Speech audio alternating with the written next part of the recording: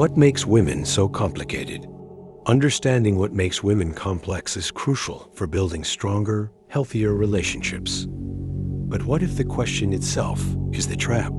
For centuries, we've framed the feminine psyche as a labyrinth to be solved, a code to be cracked, turning intimacy into a puzzle.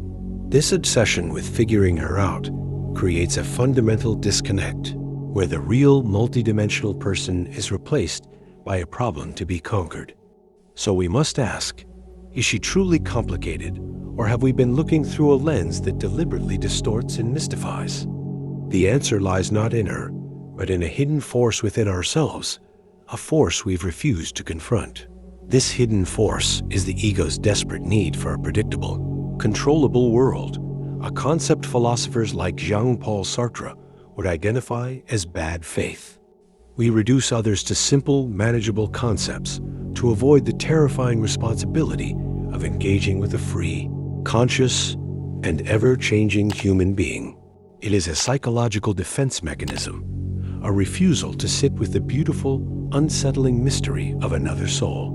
We prefer the comfort of a complicated puzzle over the profound vulnerability required to truly witness another. This isn't about understanding her.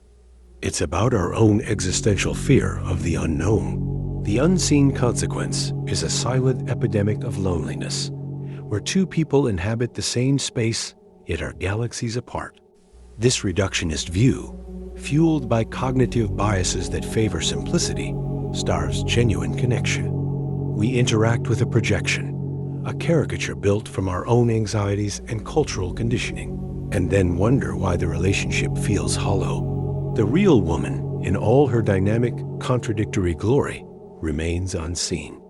This creates a self-fulfilling prophecy. The less seen she feels, the more complex her expressions become, a desperate signal fire in the fog of our misinterpretations. We mistake this signal for the source of the storm. The rebellion begins with a radical act of surrender, to stop trying to understand and to start practicing profound witnessing. This is not passive acceptance, but an active, courageous choice to dismantle the projector, not just analyze the screen. It requires embracing Viktor Frankl's insight that between stimulus and response, there is a space, and in that space lies our growth and freedom. Choose curiosity over conclusion. Replace "why is she like this?" with "what is she experiencing?" This shifts the paradigm from diagnosis to connection, transforming the labyrinth from a puzzle to be solved into a world to be explored together. The ultimate truth is this: she is not complicated. She is complete. The perceived complexity is merely the reflection of a consciousness as deep, nuanced, and ever-evolving as your own, a universe of thought, emotion, and experience that cannot be simplified without being annihilated.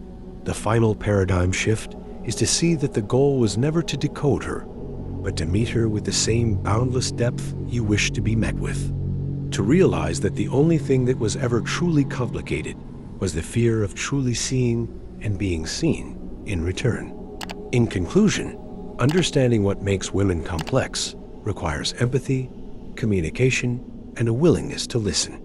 By dispelling common misconceptions and exploring the psychological, social, and cultural factors that shape their behavior, we can build stronger, more meaningful relationships.